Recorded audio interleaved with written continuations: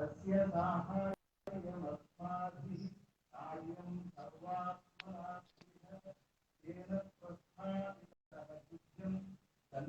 Madhav, hello, नमस्ते। namaste.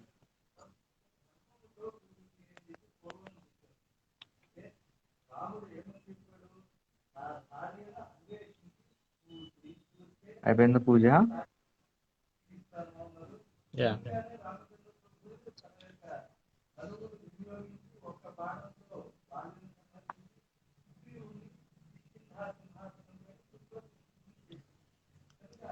Okay, start చేద్దామా? Yeah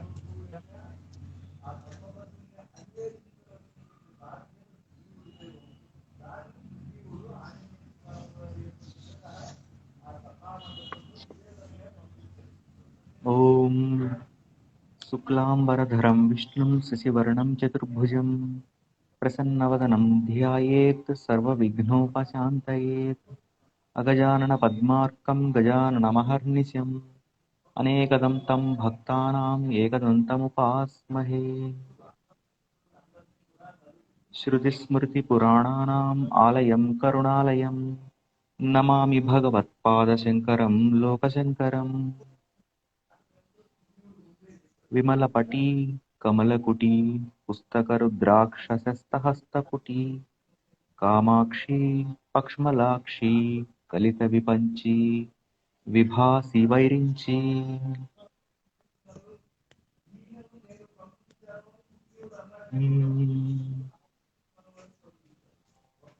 Kamakshi वेव्यं मतवाद्रदृष्ट्या मूकस्वयं मूकतवीर्यधासीत् तथा कुरु त्वं परमेशजाये.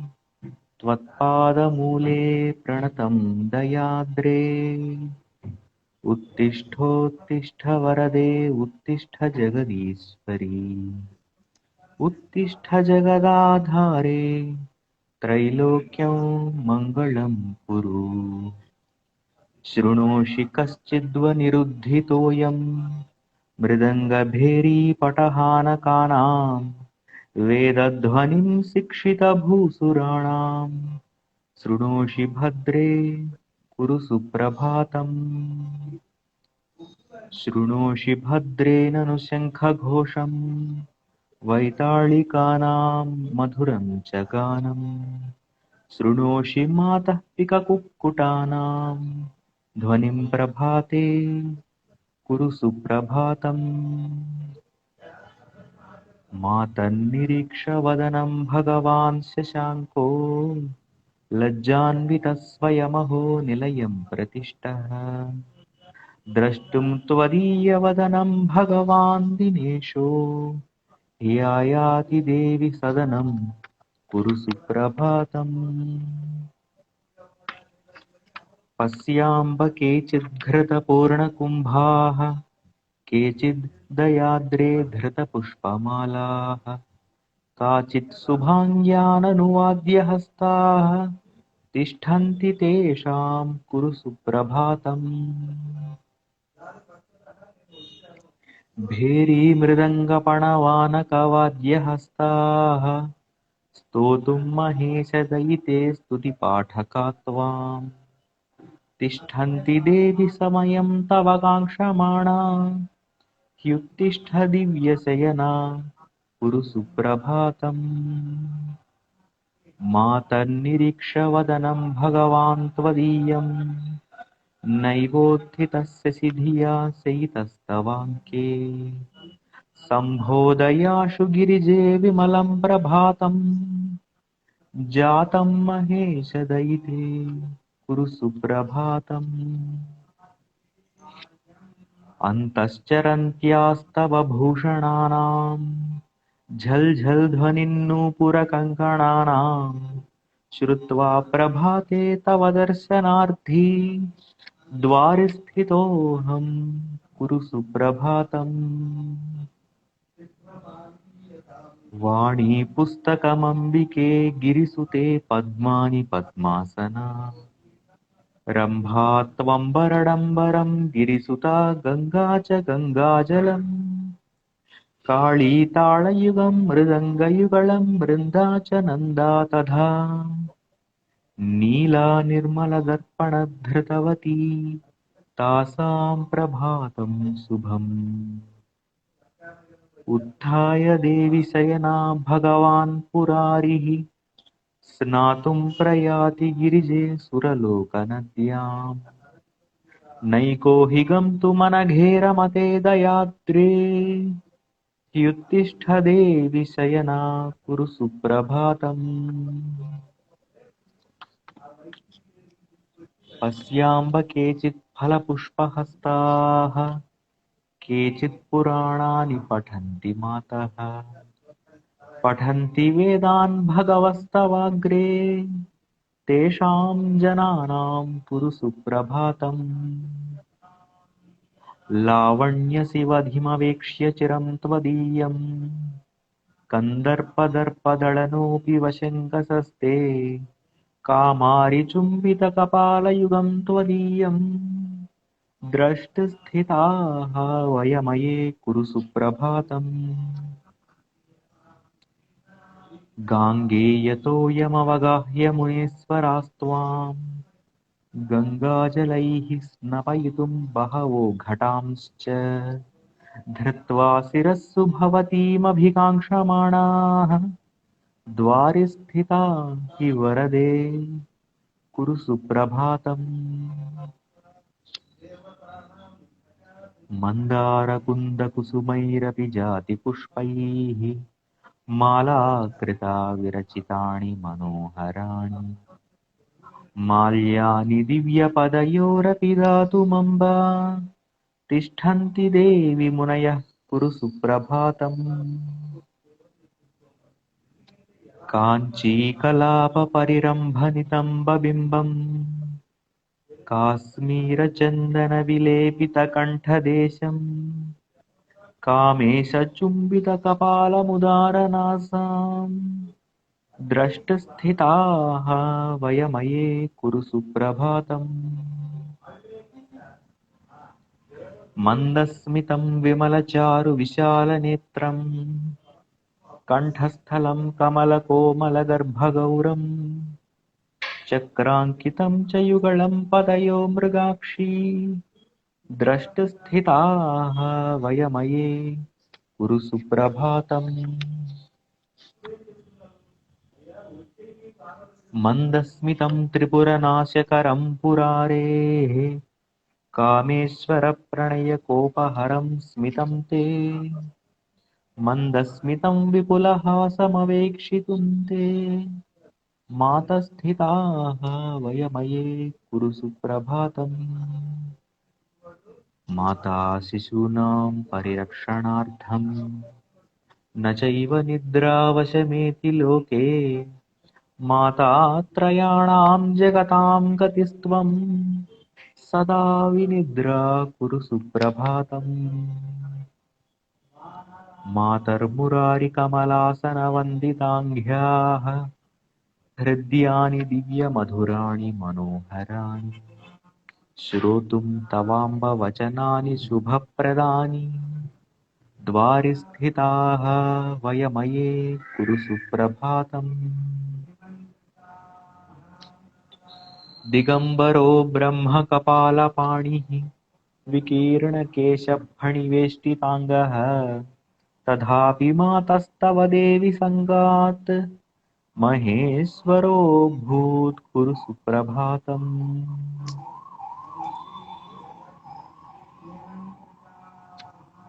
अयि तु जननि दत्तस्तन्यपानेन देवी द्रविडशिशुरभूद्वै ज्ञानसम्बन्धमूर्तिः द्रविडतनयभुक्तक्षीरशेषं भवानी वितरसि यदि मातः सुप्रभातं भवेन्मे जननि तव कुमारस्तन्यपानप्रभावात् शिशुरपि तव भर्तुकर्णमूले भवानी प्रणवपदविशेषं बोधयामास देवी यदि मयि च कृपाते सुप्रभातं भवेन्मे त्वं विश्वनाथस्य विशालनेत्रा हालास्य नाथस्य नु मीननेत्रा एकाम्रनाथस्य नु कामनेत्रा कामेशजाये कुरु सुप्रभातम्। श्रीचन्द्रशेखर गुरुर्भगवान् शरण्ये श्रीचन्द्रशेखर गुरुर्भगवान् शरण्ये श्रीचन्द्रशेखर गुरुर्भगवान् शरण्ये त्वत्पादभक्तिभरितफलपुष्पपाणिः एकाम्रनाथदयिते तव दर्शनार्थी तिष्ठत्ययं यतिवरो मम सुप्रभातम्। त्वं विश्वनाथस्य विशालनेत्रा हालास्य नाथस्य नु मीननेत्रा एकाम्रनाथस्य नु कामनेत्र कामेशजाये कुरु सुप्रभातम्। श्रीचन्द्रशेखर गुरुर्भगवान् शरण्ये श्रीचन्द्रशेखर गुरुर्भगवान् शरण्ये श्रीचन्द्रशेखर गुरुर्भगवान् शरण्ये त्वत्पादभक्तिभरितफलपुष्पपाणिः एकाम्रनाथदयिते तव दर्शनार्थी तिष्ठत्ययं यतिवरो मम सुप्रभातम्। एकाम्रनाथदयिते ननु कामपीठे सम्पूजिता शिवरदे गुरुशङ्करेण श्रीशङ्करादिगुरुवर्यसमर्चिताङ्घ्रिं द्रष्टुस्थिताः वयमये कुरु सुप्रभातम्। दुरितशमनदक्षौ मृत्युसन्तासदक्षौ चरणमुपगतानां मुक्तिदौ ज्ञानदौ तौ अभयवरदहस्तौ द्रष्टमम्बस्थितोऽहम् त्रिपुरदलनजाये सुप्रभातं ममार्ये। मातस्त्वदीयचरणं हरिपद्मजाद्यैः वन्द्यं रथाङ्गसरसीरुहशङ्खचिह्नम् द्रष्टुं च योगिजनमानसराजहंसौः द्वारे स्थितोऽस्मि वरदे कुरु सुप्रभातम्। पश्यन्तु केचिद्वदनं त्वदीयं स्तुवन्तु कल्याणगुणांस्तवान्ये नमन्तु पादाब्जयुगं त्वदीयाः द्वारे स्थितानां कुरु सुप्रभातम्। मातस्त्वदीयचरणं हरिपद्मजाद्यैः वन्द्यं रथाङ्गसरसीरुहशङ्खचिह्नम् द्रष्टुं च योगिजनमानसराजहंसौः द्वारे स्थितोऽस्मि वरदे कुरु सुप्रभातम्। पश्यन्तु केचिद्वदनं त्वदीयं स्तुवन्तु कल्याणगुणांस्तवान्ये नमन्तु पादाब्जयुगं त्वदीयाः द्वारे स्थितानां कुरु सुप्रभातम्।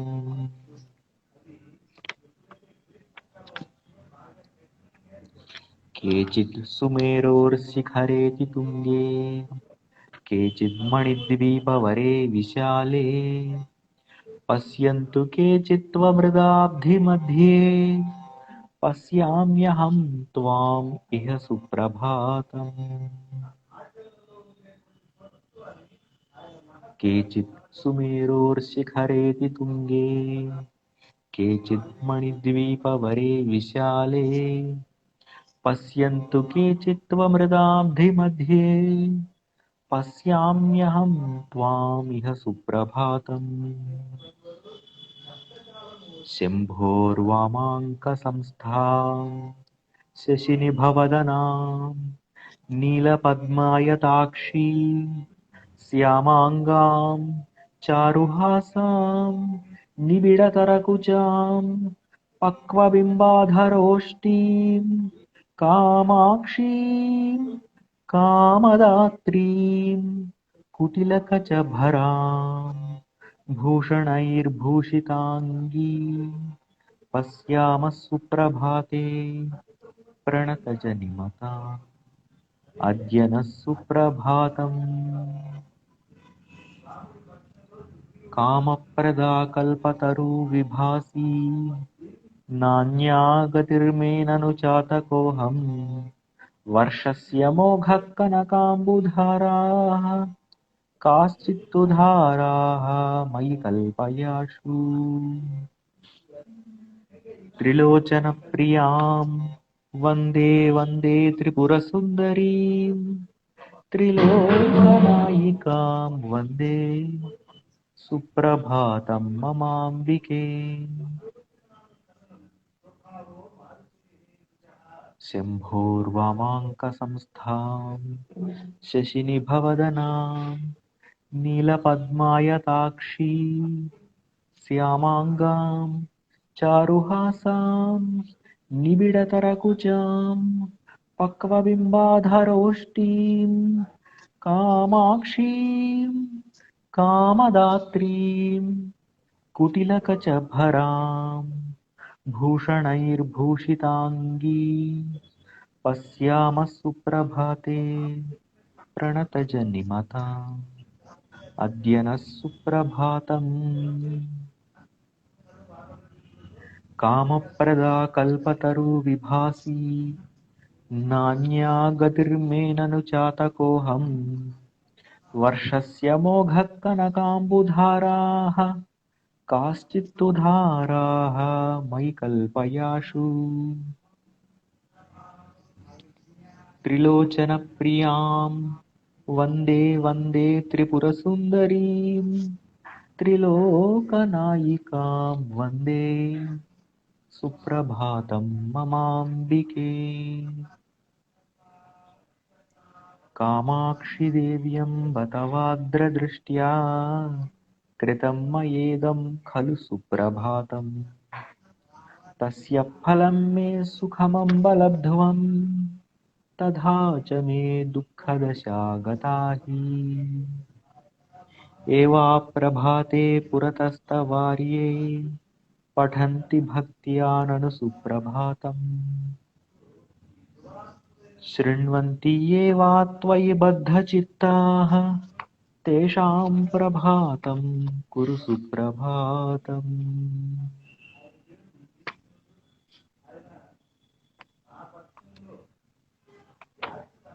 कामाक्षी सुप्रभातं सम्पूर्णम्।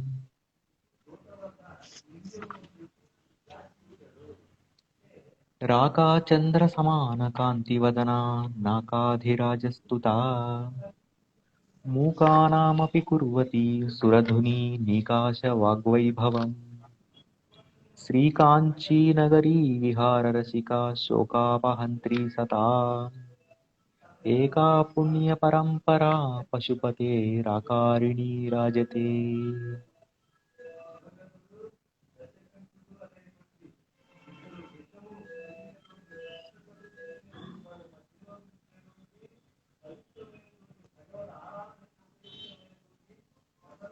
सुधा सिन्धोर्मध्ये सुरविटपिवाटी परिवृते मणिद्वीपे नीपोपवनवती चिन्तामणिगृहे शिवाकारे मञ्चे परमशिवपर्यङ्कनिलयाम् भजन्ति त्वां धन्याः कतिचन चिदानन्दलहरीम्।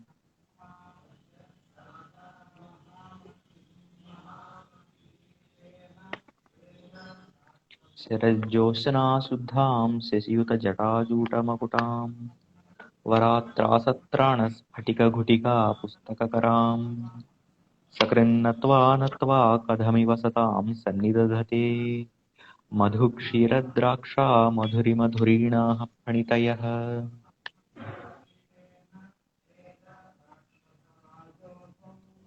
सुधा सिन्धोर्मध्ये सुरविटपिवाटी परिवृते मणिद्वीपे नीपोपवनवती चिन्तामणिगृहे शिवाकारे मंचे परमशिवपर्यङ्कनिलयाम् भजन्ति त्वां धन्याः कतिचन चिदानन्दलहरीम्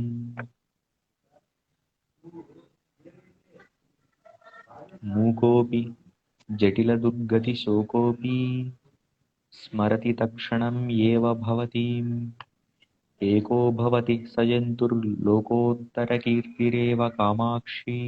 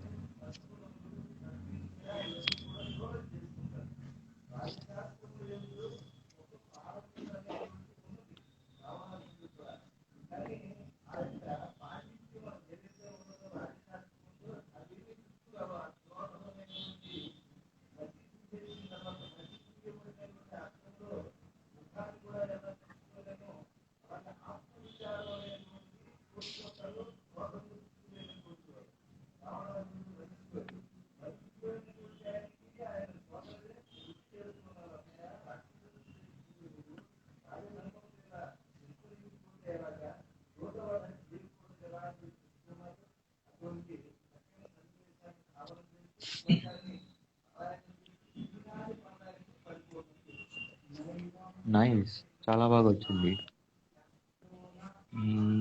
కుడి వైపున తపో కామాక్షి శంకరాచార్యుల వారు, ఇటు పక్కన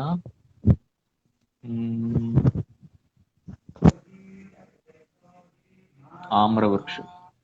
తపో కామాక్షి శంకరాచార్యుల వారు, ఆమ్రవృక్షం కింద శ్రీచక్రం. నైస్.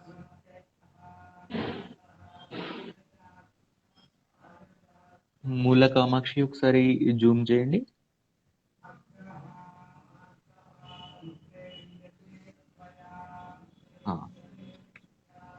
చాలా బాగా వచ్చింది.